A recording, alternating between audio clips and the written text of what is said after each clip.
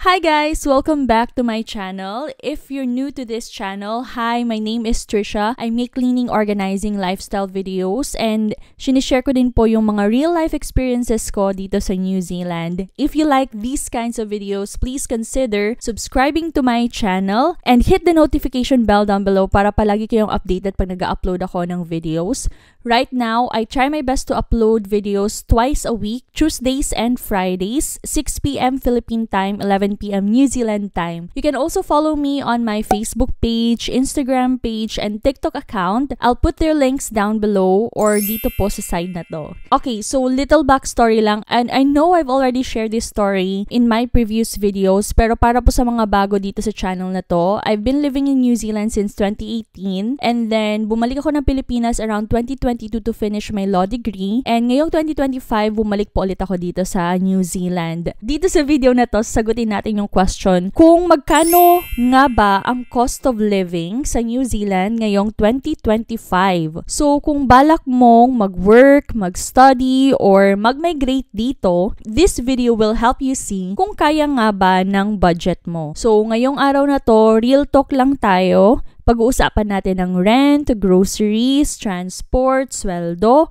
at kung magkano ang natitira after ng mga gastusin na yan. Right, let's go! So, pag-usapan muna natin yung income, which is very interesting syempre para sa ating lahat kasi karamihan or if not all ng mga nagmamigrate dito sa New Zealand ng mga Pinoy is yung mga naghahanap ng greener pasture. Kasi alam naman nating lahat kung ano yung cost of living sa Pilipinas, kung gaano kahirap kumita ng pera sa Pilipinas. You work 8 hours a day and kakarampot lang yung sweldo na natatanggap mo. So, compared dito sa New Zealand, ano nga ba yung income na nare-receive ng mga kababayan nating nagwo-work dito? As of 2025, ang minimum wage sa New Zealand is $23.50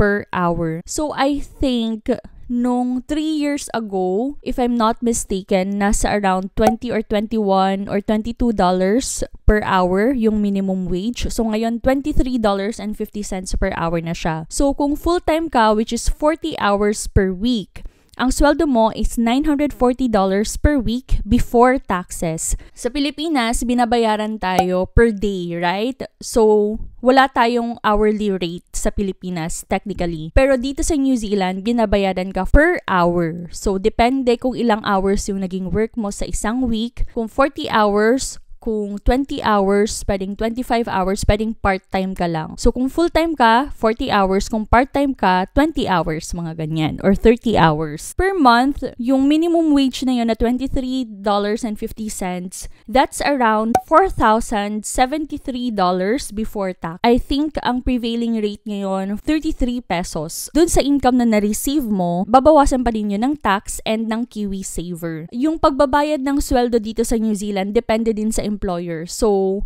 sa Pilipinas, binabayaran tayo every 2 weeks, 15 and 30th kadalasan, right? Pwede rin 10th and 25th of the month. Pero dito sa New Zealand, pwedeng weekly, pwedeng fortnightly. Meron din akong alam na binabayaran sila once a month. Merong tax table din dito sa New Zealand. So, depende din sa income mo and kung magkano yung ibabawas ng government para sa tax mo, sa income mo. Tapos, meron pang binabawas na KiwiSaver. Ano nga ba yung KiwiSaver? So, ang KiwiSaver is a voluntary work-based retirement savings scheme. So, binabawas siya ng government sa sweldo mo. So, ang nangyayari is, pwede kang pumili 3%, 6%. So, parang may different rates siya na pwedeng ibawas sa sweldo mo. So, that would be 3% annually. So, magkano? For example, naka-minimum wage ka. Ang annual income mo is 48,880 New Zealand dollars. So, kunwari, pinili mo yung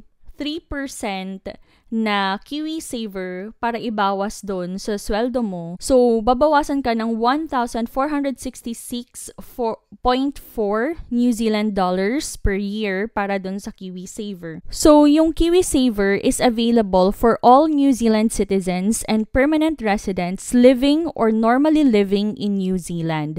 So, parang benefit siya ng government. So, essentially, yung KiwiSaver, parang savings mo siya na parang pinipilit ka ng government na mag-save dun sa sweldo mo. Tapos yung KiwiSaver na yon, pwede mo siyang magamit kapag bibili ka ng bahay, for example. And ang maganda dun kasi pag halimbawa, nag-enroll ka for KiwiSaver, right? So 3% sinabi mo dun sa employer mo, ibabawas sa sweldo mo. Yung 3% na yon is tatapatan din yun ng employer mo. So ibig sabihin, yung $1,400 per year na binabayad mo sa KiwiSaver, another $1,400 per year ang ibabayad din ng employer mo. So, sa isang taon, meron kang around $3,000 na KiwiSaver. So, may $3,000 na savings ka. So maganda nga siya na parang scheme ng government. Natutulungan ka nilang makapag-ipon, diba, sa sweldo mo. Remember, this KiwiSaver is available for New Zealand residents, New Zealand permanent residents, and for citizens only. Sabi ng Inland Revenue. So, yung Inland Revenue, para siyang yung BIR natin sa Pilipinas. So, kung naka-working visa ka, hindi pa available yung KiwiSaver para sa'yo. So, kung ibabawas natin dun sa minimum wage na kinumpute natin kanina, yung KiwiSaver and yung taxes, ang take-home pay mo is usually around $3,250 or $3,350 per month, depende sa tax code mo. And kung skilled worker ka, pwede kang mag-earn around $27 to $35 per hour or even higher. Sabihin natin $3,250 per month yung nakukuha mo. Times natin siya sa 33 pesos. Meron kang 107,250 cents per month na nare-receive dito sa New Zealand. Parang mataas siya kung iisipin mo kasi safe na yung 100,000 per pesos per month na nare-receive mo. Pero kung naka-minimum wage ka ba dito sa New Zealand, okay na ba yung income na nare-receive mo per week or per month para mabuhay ka dito sa New Zealand? And yun yung malalaman natin later on in this video. So, kung sa Pilipinas, meron kang 100,000 pesos per month, mataas na talaga yun, mataas na sweldo na yun. Pero dito sa New Zealand, yun yung minimum wage niya. Ano ba yung isa sa mga pagkakagastusan mo dito sa New Zealand? Isa na doon is yung rent or yung housing. So, ito yung isa sa pinakamalaking gastos dahil ang bayad po dito ng rent is per week, hindi per month. And super taas ng renting costs dito sa New Zealand. So, for example, sa Auckland, ang one-bedroom apartment costs around $480 to $620 per week. Hindi po yan per month. Pag two-bedroom naman, around $600 to $700. Kung three-bedroom, nasa $700 to $800, $900. Kung mga four-bedroom or yung isang bahay na talaga, nasa $900, $1,000 and mataas pa. Sa Auckland po yan. Syempre, kung lumabas ka ng Auckland like Hamilton, sa may baba, or Tauranga, yung one bedroom medyo mas mura siya, around $400 to $500. Two bedroom, $520 to $650 per week. Sa Christchurch naman, mas mura din kasi nasa South Island na siya, $350 to $480 per week. And yung two-bedroom is around $500 to $620 per week. Yung mga smaller towns naman, hindi masyadong city, nasa $320 to $420 ang one-bedroom. And yung two-bedroom is nasa around $450 to $550 per week. And remember, most landlords require 4 weeks bond and 1 week rent in advance. So, merong nagtanong sa akin, parang sa previous video ko, cost of living din ata yun, nagtanong siya, para saan daw yung 4 weeks bond? So, yung 4 weeks bond is parang yung security yun ng landlord. Parang hinihingi din sa atin yun sa Pilipinas, di ba, pag magre-rent ka. Kasi yung past 3 years, nag-rent ako doon sa Pilipinas. Merong 1 month advance, 1 month deposit na hinihingi sa atin. So, ito, parang deposit siya. 4 weeks bond, binabalik din siya ng landlord mo at the end of your lease pag walang nakitang damages na na-cause mo dun sa rental property mo. So, kung halimbawa, ang rent mo is around $400 times 4, $1,600 ang ibibigay mong bond. And then, 1 week rent in advance. So, $2,000 lahat ang ibibigay mo sa landlord mo kung gusto mong i-rent yung property niya. Ang nangyayari dito is very normal lang na mag-flat share. Gaya namin dito sa bahay, 4 kami lahat.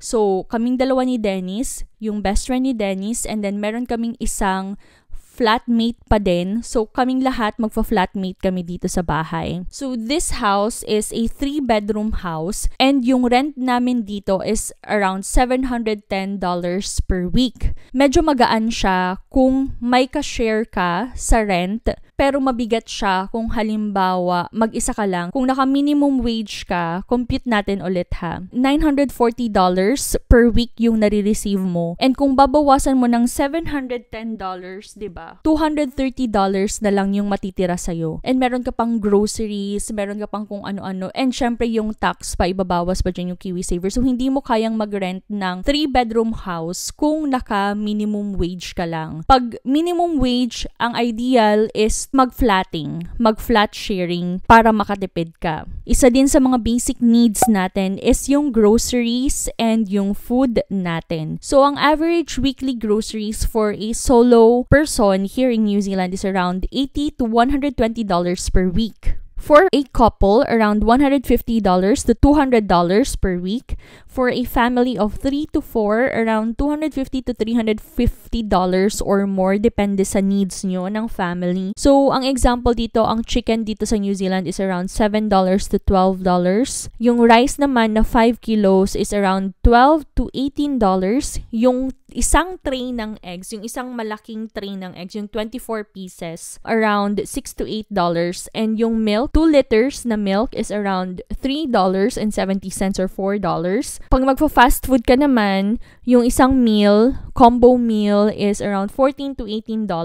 Yung $14 to $18 mo, kung palagi kang kakain sa labas, mabilis maubos yung budget mo. Sabihin na natin every night ka lang nagpa-fast food, times 5 or 7 days, $100 na agad yun na bawas dun sa sweldo mo. Next is, kung wala ka pang kotse dito sa New Zealand, isa sa ibabawas mo din sa budget mo is yung transportation. So, dito sa New Zealand, ang maganda sigurong natutunan ko sa mga tao dito is very normal lang dito na bumili ng mga second-hand cars.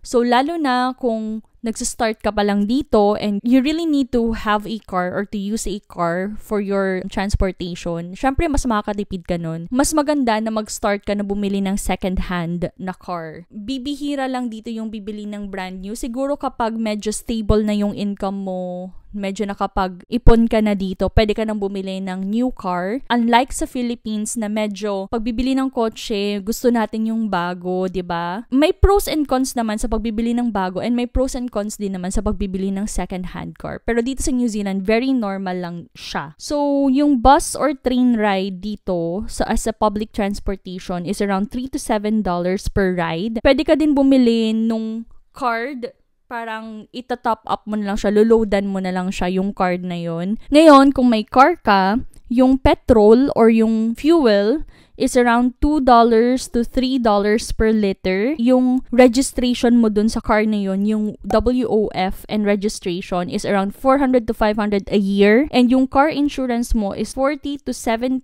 a month. Kung second-hand car naman yung bibilhin mo, it's around $3,000 to $8,000 ang isang kotse. Alright, ngayon naman, pag-usapan natin yung utilities and internet. So, yung electricity dito, yung power dito sa New Zealand, kung mag-isa ka lang, around $120 to $200 per month. Yung water, kadalasan included na siya sa rent and super baba lang ng babayaran ng water dito. Yung internet naman is around $70 to $90 per month. Pero nung una naming pag-rent, yung pangalawang nirentahan namin ni Dennis actually, 2-bedroom siya. Included na sa rent namin yung wifi. Medyo nakatipid kami dun sa ano na yun. Nirentahan namin na yun. And then yung private health insurance naman is around $25 to $60 per month. By the way guys, if you have any questions about this video, yung cost of living sa New Zealand, you can comment down below and I'll try my best to answer it. And I really appreciate yung mga kababayan natin na di-DM sa akin about their struggles dito sa New Zealand, especially sa paghahanap ng trabaho. I know na mahirap maghanap ng trabaho ngayon dito sa New Zealand kasi po nasa recession pa din yung New Zealand this year. Tumataas lalo yung unemployment rate dito sa New Zealand compared to the past years. Kaya medyo mahirap maghanap ng trabaho ngayon, especially kung hindi ka skilled worker. So, ang in-demand talaga, and I've said this 1,000 times before, na ang kailangan nila dito are yung mga skilled workers or yung mga blue-collar jobs. So, kung hindi yun yung line of work na eligible ka to or qualified ka to apply, medyo mahihirapan ka. Yung mga office works dito, sales jobs, mga ganun, mas kinukuha nila yung mga permanent resident or yung mga citizens ng New Zealand, especially kasi yung immigration is naglabas ng sanctions para dun sa mga employers na hindi ipaprioritize yung mga nandito na or yung mga citizens or permanent residents dito sa New Zealand. So, kung yung mga hinahanap mong work is mga white-collar jobs, medyo mahihirapan ka talagang maghanap dito. Especially kung naka-working visa ka lang and wala ding employer na magsusupport sa'yo dahil hindi naman siya high-skilled jobs. I really feel for those mga kababayan natin na nahihirapan. Meron akong comment na na-receive na 2 months na daw siya dito sa New Zealand. Wala pa din daw siyang nahanap na trabaho and I'm really sorry about that. Nagkataon lang din kasi na recession and mataas yung unemployment rate ngayon dito sa New Zealand. Kaya siguro ganun. Especially kung naka-working visa ka lang, yung mga employers, syempre, paano pag nag-expire na yung working visa mo? Kasi yung mga working visa around 1 year, 2 years yan, 'di ba? 3 years, whatever. So, ang iniisip din kasi ng mga employer, kung i-hire kita ngayon, naka-working visa ka, after a year, anong mangyayari? So, kadalasan ng mga employer dito, ayaw nilang mag-support ng visa unless kailangan ka ng company. Pero kung halimbawa, kaya naman nilang kunin yung skills sa ibang tao, especially sa mga permanent resident or citizens na nandito na sa New Zealand, bakit sila mag-i-invest sa worker na pwede nyo namang mahanap yung skills sa mga nandito na? Parang nagigets nyo ba yun, guys? So, parang ganun din yung mindset ng mga employers. Yung mga sinusuportahan lang nila na mga visa is yung mga limit nilang makita yung skills dito sa New Zealand. Kadalasan yung mga nasa dairy, farming, mga heavy machinery operators, mga ganun. So, yun yung mga usual na sinusupport nila and sinusupport pa nila na even yung family nila, pwede nilang makuha doon sa Pilipinas. Parang ganun. So, short break lang muna yun bago tayo mag-continue. Aside from those that we have already mentioned, isa pa sa mga pagkakagastusan mo dito sa New Zealand is yung healthcare and insurance. So, yung GP, doctor visit, costs around $20 to $70 per visit. Yung dental cleaning naman, $120 to $220. Yung prescription medications, mga $5 to $25. Yung private health insurance is around $25 to $60 per month. Other lifestyle costs is yung gym, $8 to $18 per week. Yung coffee mo is around $5 to $6 per coffee, depende kung anong gusto mo. Minsan umaabot din ng $10. Yung movie ticket, around $14 to $22.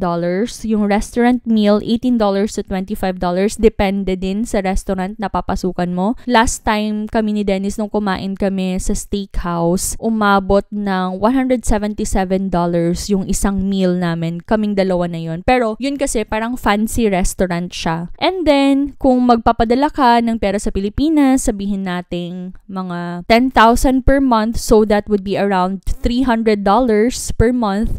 So, ibabawas mo pa yun. So, kung may $500 ka na lang natira after everything or $400, yung $400 na yun, babawasan mo ng $300, 10,000 pesos para mapadala sa Pilipinas. So, may $100 ka na lang na savings, right? Based doon sa computation natin kanina. So, eto na. sample monthly budget. So, for a single person, flat sharing, yung rent mo is around $200, sabihin na natin, or $250.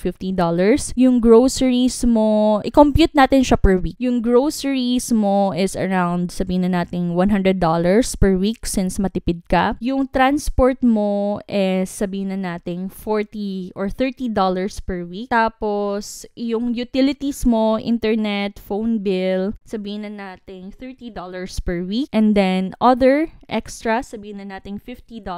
So, meron kang $410 per week na gastos. Kanina, sabi natin around, magkano ba yon, $900 or $800 per week yung kuha mo. So, meron ka pang $400 na tira na pwede mong ipadala sa family mo sa Philippines. So, kung naka-minimum wage ka, yes, kaya mong mabuhay sa New Zealand, but you really have to very frugal when it comes to your money. Ang advice ko sa mga bago pa lang dito sa New Zealand is mag-flat sharing kayo kasi very common naman yun. Bumili kayo ng second-hand car kung talagang kailangan nyo magkotse sa trabaho nyo. Hanap kayo ng good deal when it comes to rental properties. Kasi merong iba na hindi nila sinasali yung water, pero meron namang iba na kasali na yung water sa rent and yung wifi para hindi ka na magpakabit ng sarili mong Wi-Fi connection, right? Maghanap ka ng good deal para mas makatipid ka talaga dito sa New Zealand. So, kayang-kaya mo naman kung mag-isa ka lang sa minimum wage. Pero kung dalawa kayo, I doubt nakakayanin ng minimum wage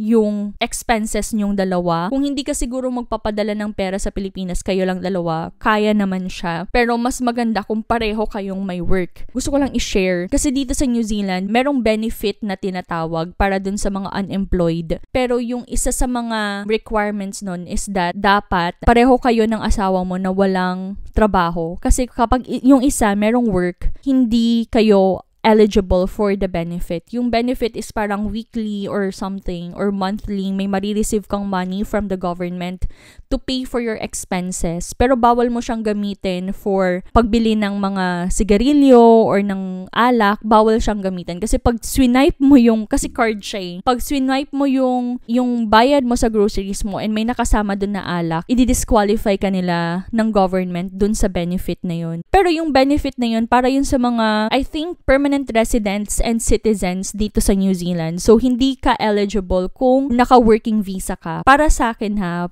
opinion ko po ito. Opinion lang. Mas maganda talaga yung mga benefit na nakukuha dito sa New Zealand compared to the Philippines. So, ito na. Yung mga tips ko for Pinoys moving to NZ or New Zealand. Pinakauna, mag-research ka about sa bansa, about dito sa New Zealand. Anywhere naman, kung bago ka lumipat ng isang bansa, mag-research ka muna, diba? Nood ka ng mga YouTube videos, mag-search ka sa internet, Google, ganyan. Also, join Filipino Facebook groups for jobs and flatmates. Meron akong isang group na ginoinan dito sa New Zealand. Pwede din kayong mag-join sa mga Facebook groups kasi madami kayong makukuhang balita about sa country. And madami ding tips na nasi-share yung mga kababayan natin, although merong iba naman na talagang i-discourage kanila na pumunta dito sa New Zealand kasi mahirap din ngayon yung buhay dito. Gaya nga ng sabi ko, recession and mataas yung unemployment rate. Pero kung i-compare mo naman sa Pilipinas, 'di ba? Mas maganda naman yung buhay nila dito sa New Zealand compared nung nandun sila sa Pilipinas. So, hindi naman natin masisisi yung mga kapwa nating Pinoy na nasa Pilipinas na gustong lumipat dito sa New Zealand. Kasi dun sa Facebook group na yun, kadalasan pag may nagtatanong na, hello po, paano po ba makarating dyan sa New Zealand? Usually, dinidiscourage na agad nila na huwag kang pumunta dito kasi mataas yung unemployment rate, mataas yung recession, ganyan-ganyan. Pero hindi nila siguro naiisip yung mga kapwa nating Pinoy na nandito na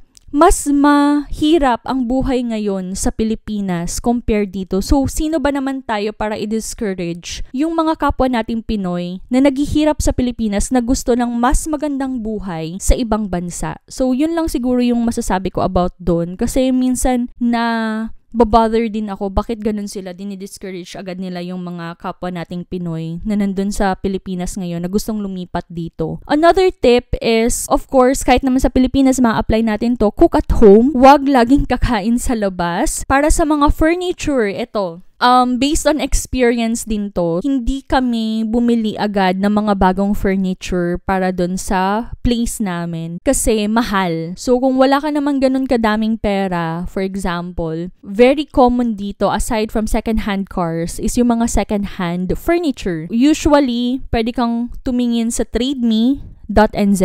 Para siyang marketplace, online marketplace dito sa New Zealand. And then, pwede ka namang maghanap sa Facebook Marketplace. Very common yan dito. Another advice para sa mga kapwa nating Pinoy is to check your tax code. So, madali lang naman siya kasi yung mga government websites dito sa New Zealand, very interactive siya. Kung pupunta ka sa Inland Revenue website, pwede mo dun malaman kung ano yung tax code mo. So, may mga iba't ibang tax code kasi yan. Depende sa kung ano ang sitwasyon mo sa buhay. Kung paano nila babawasan yung income mo ng tax. Yun din yung nagustuhan ko dito sa New Zealand kasi very helpful talaga yung mga government websites. So, less yung chance of corruption, 'di ba? So, hindi mo kailangan pumunta personally dun sa office. Ito, pinaka-advice ko sa mga nandito is don't convert everything into pesos. Kasi pag kinonvert mo na sa pesos, oh my God, talagang mabibigla ka na lang na, ganito ba yung nagastos ko? Kung sa Pilipinas ko to ginastos, grabe ang taas. Kasi mataas yung sweldo, pero mataas din yung cost of living. I posted yung bumili ako ng mga damit. So sa Pilipinas, pag bumibili ako ng damit the past 3 years, mataas na sa akin yung 5,000 pesos. Tapos siguro mga 3 tops, 1 pambaba, parang ganun. Nung pag-uwi ko dito sa New Zealand, bumili ako ng mga damit. Tapos, pagpasok ko ng shop, pagtingin ko, sabi ko, grabe, ang mura, $5 lang, $10, ganyan-ganyan. So, kuha ng damit. Pagdating ko ng checkout, umabot ng $400 yung bayaran ko. Pero sa New Zealand mataas na yung $400 na yun. So, sabi ko, grabe, umabot ng $400 pero madami yung items na nabili ko kasi mga $5, $10, $20, mga ganun. Pero, nung inisip ko, yung $400 na yun, how much ba yun sa Philippine peso? $400 is around 12,000 to 15,000 pesos. Huwag mo siyang i-convert kasi maluloka ka lang. Mas mataas talaga yung cost of living dito sa New Zealand compared sa Pilipinas. A couple of tips pa para sa ating mga kababayan. Like I've said before, use websites like TradeMe, Seek sa paghahanap ng trabaho, Indeed din, pwede. Sa TradeMe, pwede ka maghanap doon ng rental property, any items for sale, and pwede ka din maghanap ng jobs sa TradeMe. So, trusted website din yon. But, syempre, hindi naman natin alam kung lahat talaga, di ba? Baka may mga scammers din dyan. Pero pagdating sa work, kung maghahanap po kayo ng work, I really advise using Seek.nz kasi doon ako nakahanap ng work twice na. A few years ago, doon ako nakahanap ng government job ko, government agency. Tapos ngayon, nung pagbalik ko dito sa New Zealand, doon din ako sa Seek nakapaghanap ng work. Sa FB Marketplace din, meron din nagpo-post ng mga rental properties. And avoid signing a rental contract without viewing the place first. So, you have to view. Halimbawa, may interested property ka na, right? After mong i-message yung landlord na interested ka dun sa property, magsischedule kayo ng viewing ng property. So, usually, may mga kasama kang ibang interested dun sa property, tapos magsasend kayo ng application. Yung landlord, siya ang magde-decide kung kaninong application yung ipupursue niya na mag-rent dun sa property niya. Ganon yung sistema dito sa New Zealand. For your first week here in New Zealand, pwedeng magdala ka ng sarili mong beddings, towels, sarili mong utensils. Kasi yung mga rental properties dito are usually unfurnished. So, walang gamit. Usually, pag flatting naman, pag magfa-flatting ka, meron ng bed na kasama. Furnished naman yung room. Kasi pag flatting, di ba, room lang yung nirerentahan mo technically. Tapos yung room mo, usually meron na siyang sariling beddings, sariling pillows, ganyan, from the landlord. Sa job and work tips naman, ang tips ko para sa inyo is to update your CV or your curriculum vitae or resume to New Zealand format. So, ang New Zealand format, I've already discussed this in my previous video. Keep it concise, brief, skills-based, no picture. no birthday. So, hindi uso dito maglagay ng picture or yun ng birthday sa curriculum vitae mo kasi pwedeng ma-ageism ka or i-judge ka ng employer based on your edad, based on your age. Recruiters reply faster if you follow up after 3 to 5 days and apply before arriving in New Zealand but expect more interviews once you're physically in New Zealand. Yung mga employers, pag nalaman nilang wala ka pa dito sa New Zealand, mag-hesitate sila kasi hindi ka nila may interview agad, 'di ba?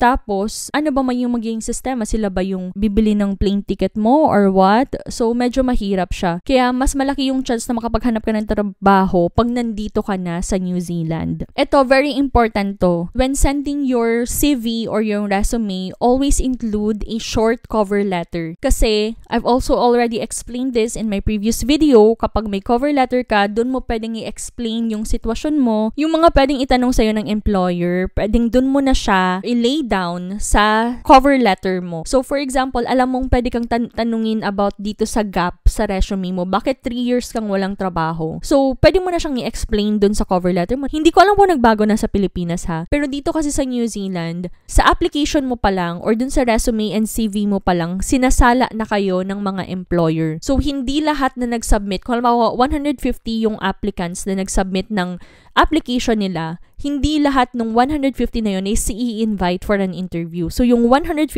na yun, sasalain kayo based on what you presented on your resume and on your cover letter. Kung nagandahan sila sa resume mo and sa cover letter mo, i-advance ka nila for the next step, which is yung interview. So, kung pangit yung CV mo and yung cover letter mo, reject ka na agad ng employer. So, kung gusto mong maka-advance ka sa next step, like I've said, dun sa 150 applicants na yon, 5 lang yung invite nila for interview because they don't want to spend all their time na magi-interview lang sila for 1 week ng 150 applicants. Hindi ganun yung sistema dito sa New Zealand. For example, itong previous interview ko, sabi niya sa akin, out of 150 applicants daw, sabi ng employer, 2 lang kami na kinonsider nila for interview. So, isipin mo yun, 150 applicants, 2 lang yung kinonsider for interview. And dun sa 2 na yun, dun na sila pumili kung sino yung mas okay or mas fit para dun sa job na in-applyan. Huwag kang umasa na porket nag-submit ka ng CV or ng cover letter, ma-i-invite ka na agad for interview kasi hindi lahat is na-i-invite for interview. So, ang first impression ng employer sa'yo is yung CV mo and yung cover letter mo. And karamihan ng mga hindi nag-a-attach ng cover letter is hindi na-i-invite for an interview. So, mas na-appreciate ng mga employer na meron kang cover letter sa application mo. Okay? Another tip is bring your Philippine driver's license because you can use it in New Zealand for 12 months. So, nung bagong dating ako dito sa New Zealand, naka-Philippine driver's license ako, full driver's license. Yun nga, nalaman ko na kapag bagong dating ka dito, pwede mong gamitin yung Philippine driver's license mo for 12 months. So, syempre, after 12 months, I had to get a New Zealand driver's license. So, yung experience ko naman sa pagkuha ng New Zealand driver's license is that nag-take ako ng online exams. You have to take it doon mismo sa testing center. Tapos okay naman, nakapasa naman ako. Tapos inisyuhan na ako ng restricted driver's license. So yung restricted driver's license na yon is meron siyang nakalagay sa likod na i-accompany ako ng isang naka-full driver's license. So si Dennis yun. Kailangan kong mag-practical exam, yung practical driving exam, para makakuha ako ng full New Zealand driver's license. So, ganun yung mangyayari kapag naka-full driver's license ka sa Pilipinas, ang katumbas niyan dito sa New Zealand is restricted driver's license. Be careful kasi meron na balita dito sa New Zealand na examiner siya, practical driving test, naglabas ng memo yung government agency, yung parang LTO dito, pinapaulit ng practical driving test yung lahat ng na-underan nung examiner na yon kasi parang nagkaroon daw ng issue na parang na-involve siya sa bribery. Pinaulit ng practical driving test lahat ng mga na-underan niya. So, stricto sila dito. So, hindi mo siya pwedeng basta lang bayaran, fixer, or whatever. Stricto talaga sila. Another tip is, when it comes to grocery, syempre sanay tayo sa mga Filipino products right? So, meron din namang mga Filipino stores dito sa New Zealand. Medyo mas mahal nga lang siya compared sa mga New Zealand products kasi yung mga taxes na dumaan sa pag-i-import nung product na yon. So, sana guys naka-help yung mga tips ko sa inyo, especially sa mga lilipat pa lang dito. And remember, if you want to ask me questions, you can DM me on my socials or you can comment down below. I'll try my best to answer your questions. Ito naman yung mga biggest lessons ko that most Filipinos learn too late now. So first is the cost of living is high. But the quality of life is high too. Ang na-realize ko nung lumipat ako dito sa New Zealand is that, oo, mataas yung cost of living, pero hindi ka naman ganun kayaman. Pero mas maganda yung quality of life na nai-experience ko dito sa Auckland compared to the Philippines. Another lesson is that your first 1 to 3 months will be the most expensive. Kasi nag-a-adjust ka pa lang. Usually, dyan sa first 3 months na yan, wala ka pang masyadong gamit. So, kailangan mo mag-invest na mga gamit, mga furniture, mga ganyan, mga kailangan mo sa bahay. So, kailangan mong gumastos talaga during your first 3 months or first 6 months even. Minsan, mahirap dito sa New Zealand, pero sulit din siya kung long term. And also, the key to survival is budgeting plus side hustles and community support. So, madami pong mga Filipino community dito sa New Zealand na willing to help you and you're also able to ask for advice from your Filipino friends. So, maganda din na sumali ka sa mga Filipino communities dito sa New Zealand. You can find them on Facebook. Tapos, yung mga ka-workmates mong Filipino, baka meron din silang community na pwede mong samahan. And yes, you can succeed here without being rich. So, gaya nga ng sabi ko, hindi naman marangya yung buhay namin dito sa New Zealand, pero we are able to survive every day with a better quality of life compared to the Philippines. So, yun siguro yung na-appreciate ko dito sa New Zealand. Although now homesick ka, pero at the end of the day, ma-appreciate mo din yung lifestyle mo, yung quality of life mo dito sa New Zealand. Alright, so thank you very much for watching this video. I hope nakatulong po tong video na to. If you have any questions, please comment down below. And if you like this video, don't forget to like, share, and subscribe to my channel. You can also follow me on my other socials, Facebook page, Instagram page, TikTok account for more videos from me. Thank you very much, guys, and I see you on the next vlog. Bye!